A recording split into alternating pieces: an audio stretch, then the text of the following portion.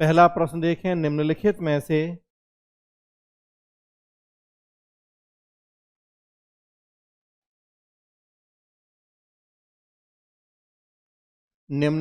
में से कौन सा ब्रैकेट में है प्रावधान और साथ में संविधान का भाग सही सुमेलित नहीं है।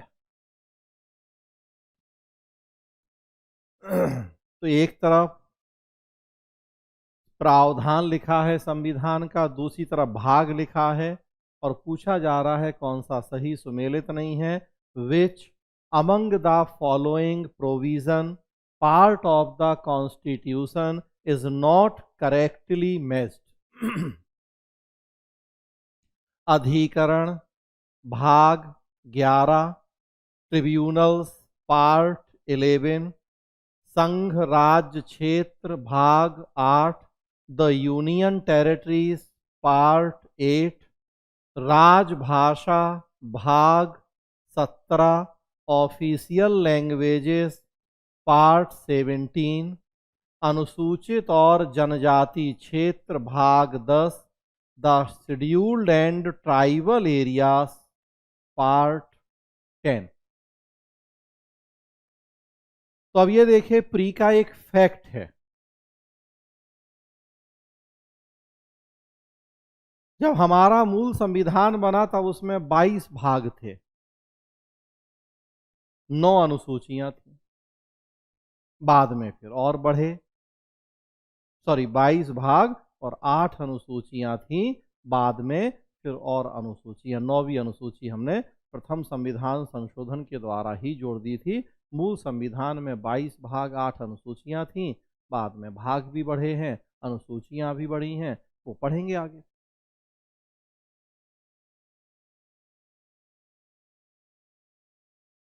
तो यहाँ एकदम फैक्चुअल प्रश्न है कि एक तरफ 4 भाग लिखे हैं, दूसरी तरफ उनमें क्या चर्चा, और पूछा गया है सही सुमेलित कौन सा नहीं है, नॉट करेक्टली मैच्ड। आंसर है ए।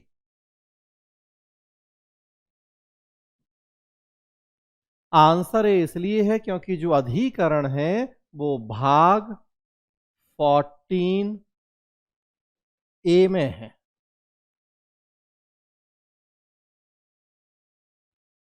संविधान का अनुच्छेद 14 देखेंगे आप तो उसमें लोक सेवा तथा लोक सेवा आयोग से जुड़े प्रावधान किए गए हैं, और उसी में हमने 42वें संविधान संशोधन के द्वारा भाग 14 ए जोड़ा था, और उसके तहत फिर हमने ट्रिब्यूनल्स की स्थापना का प्रावधान किया है। तो मूल संविधान में तो अधिकरण से जुड़ा कोई कहें कि स्पष्ट प्रावधान था ही नहीं। हमने बाद में फिर भाग 14 ए में ऐसा किया। मैंने आपको बताया था बेयर एक्ट सबको पढ़ना है, तो ये बेयर एक्ट आप पब्लिकेशन डिवीजन, प्रकाशन विभाग, राजभाषा विभाग है गवर्नमेंट का, उसका ले सकते हैं, या ये सेंट्रल लॉ एजेंसी इलाहाबाद, कोई भी एक ऐसा बेयर एक्ट। और इसी में आप देखेंगे तो शुरू में ही दिए हैं कि कितने भाग हैं संविधान में, किस भाग में क्या प्रावधान है, कितनी अनुसूचियां हैं, किस अनुसूची में क्या प्रावधान है, वो सब दिया है। तब इसको देखेंगे तो आपको मिल जाएगा कि भाग 14 क में अधिकरण के लिए प्रावधान किया गया है। संविधान में 2 नए अनुच्छेद जोड़े गए थे, आर्टिकल 323 ए और 323 बी। भाग 14 क जोड़ा गया था और उसमें अधिकरण के लिए प्रावधान किया गया था। तो आंसर हो जाएगा ए, वो सही मैच नहीं है। बाकी सब सही मैच हैं। संघ राज्य क्षेत्र भाग 8 में है, राजभाषा भाग 17 में है, अनुसूचित और जनजाति क्षेत्र भाग 10 में है। ये तीनों सही मैच है। अगला देखिए, क्वेश्चन नंबर दूसरा है,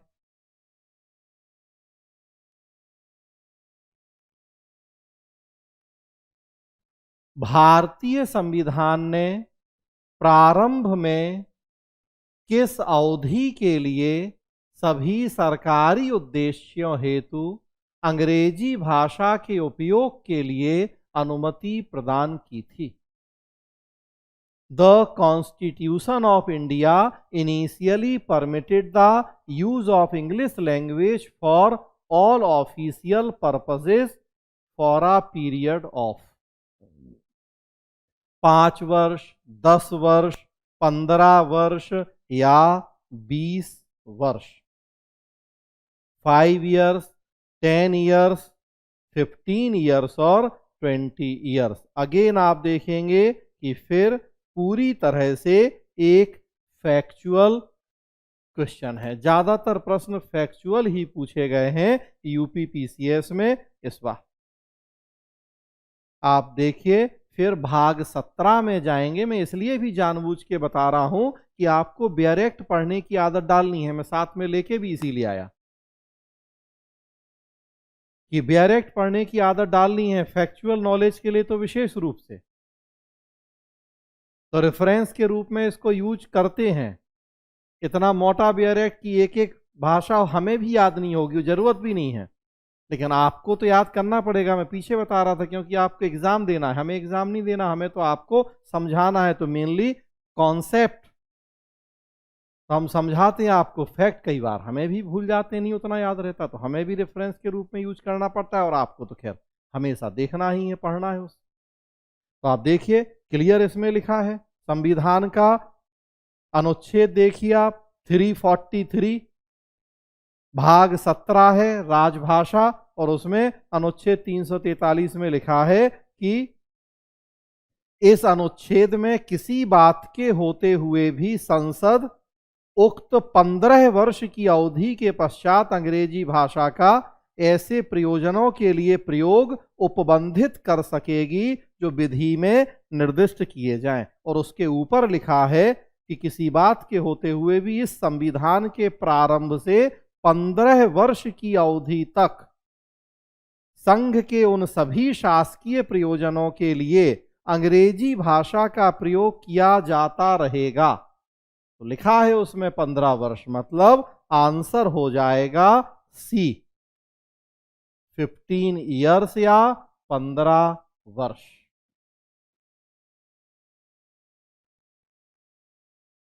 तो मूल संविधान में 15 वर्ष के लिए प्रावधान किया गया था, बाद में फिर बढ़ता रहा, चेंज होता रहा अभी तक।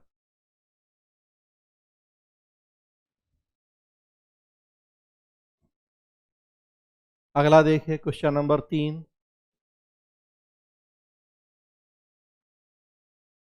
क्वेश्चन नंबर 3 है, निम्नलिखित में से कौन भारतीय संविधान के अनुच्छेद 20 का हिस्सा नहीं है? Which of the following is not a part of the Article 20 of the Constitution of India? ए यातना के विरुद्ध निषेध, बी स्वयं अपने विरुद्ध साक्षी होने से निषेध, सी कायोत्तर विधि, डी दोहरे दंड की धारा। ए है prohibition against torture, B prohibition against self incrimination, C ex post facto law, और D double jeopardy clause.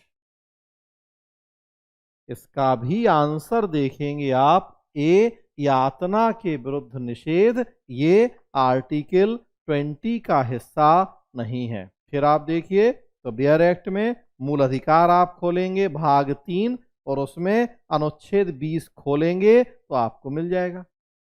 Article 20 अनुच्छेद 20 में है अपराधों के लिए दोष सिद्धि के संबंध में संरक्षण, protection in respect of conviction for offences. और उसमें आप देखेंगे तो ये सारी बातें आपको मिल जाएंगी। लिखा है इसमें किसी व्यक्ति को एक ही अपराध के लिए एक बार से अधिक अभियोजित और दंडित नहीं किया जाएगा। तो दोहरे दंड की धारा, लिखा है किसी अपराध के लिए अभियुक्त किसी व्यक्ति को स्वयं अपने विरुद्ध साक्षी होने के लिए बाध्य नहीं किया जाएगा, लिखा है। तो देखिए बी भी लिखा है, डी भी लिखा है, और एक्स पोस्ट फैक्टो लॉ या कायोत्तर विधि वो भी लिखा है कि कोई व्यक्ति किसी अपराध के लिए तब तक दोषसिद्ध नहीं ठहराया जाएगा जब तक कि उसने ऐसा कार्य करने के समय जो अपराध के रूप में आरोपित है किसी प्रवृत्त विधि का अतिक्रमण नहीं किया है। मतलब कोई अपराध हुआ और उस समय कानून ही नहीं था, दंड की व्यवस्था नहीं थी, बाद में कानून बना के आप कहो कि अब हम दंड देंगे, अपराध पुराना है, तो ऐसा नहीं होगा। उसमें ये क्लियरली लिखा हुआ है अनुच्छेद 20 में। तो तीनों बातें लिखी अनुच्छेद 20 में, बी सी डी। मतलब आंसर हो जाएगा ए, कि ए पार्ट नहीं है अनुच्छेद 20 का।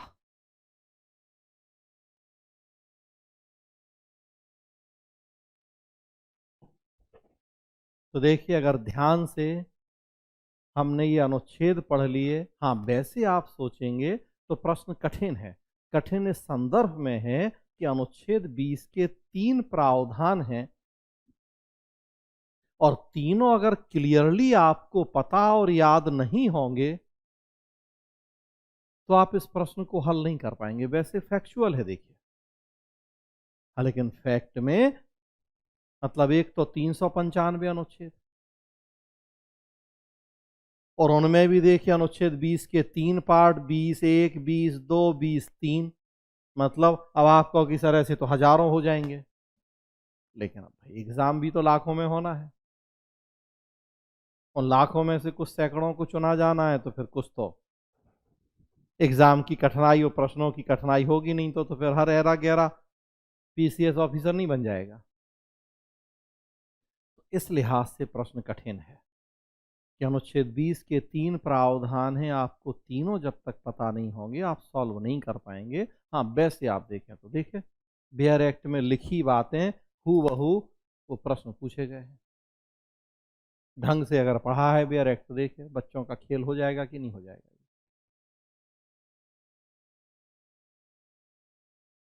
अगला देखें क्वेश्चन नंबर 4। लोकसभा की प्रथम महिला स्पीकर निम्नलिखित में से कौन है? A Meera Kumar, B Urmila Singh, C Pratibha Patil, D Sushma Swaraj. English version देखें, who among the following is the first women speaker in Lok Sabha?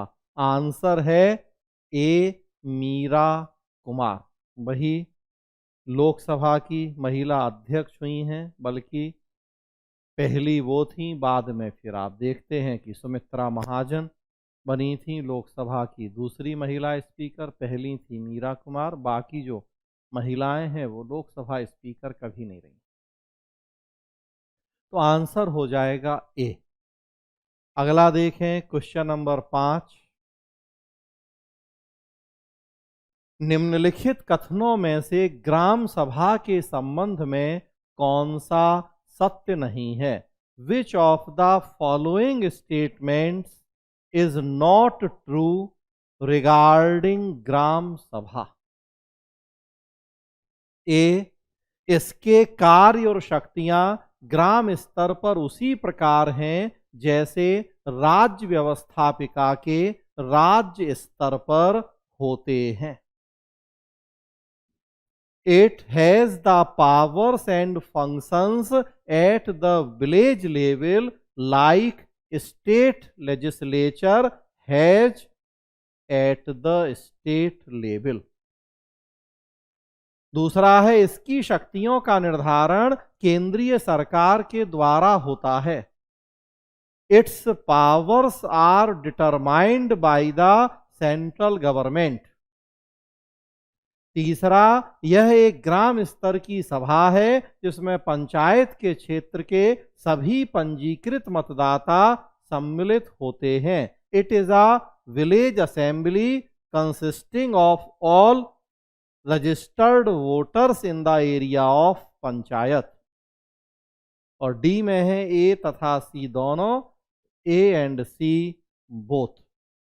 प्रश्न है कि ग्राम सभा के संबंध में कौन सा सही नहीं है, मतलब गलत कथन बताना है। तो आप देखिए आंसर है इसका बी, जो गलत कथन है वो बी है यहां। मतलब पहला और तीसरा सही है। अब अगर प्रश्न ध्यान को नहीं पढ़े, देखिए मूल उद्देश्य मैंने बताया इसको कुछ क्वेश्चन डिस्कस करने का, कि ताकि आपको ये पता लगे कि हमें किस लेवल की तैयारी करनी है। लेकिन वही एकमात्र उद्देश्य नहीं है, कई और उद्देश्य। एक उद्देश्य आप देखिए यहाँ कि किस तरीके से एग्जाम हॉल में एग्जामिनर आपको फंसाने की कोशिश करता है। अगर आपने एक शब्द ध्यान से नहीं पढ़ा, आपने पढ़ लिया कि ग्राम सभा के संबंध में कौन सा सत्य है, नहीं, कई बार जल्दीबाजी में छूट गया आपसे, तो ए और सी सही है, मतलब आंसर कराओगे आप डी, ए और सी दोनों। और बाद में घर आके देखोगे तो सिर पकड़ लोगे अपना कि अरे हम गलत कराए।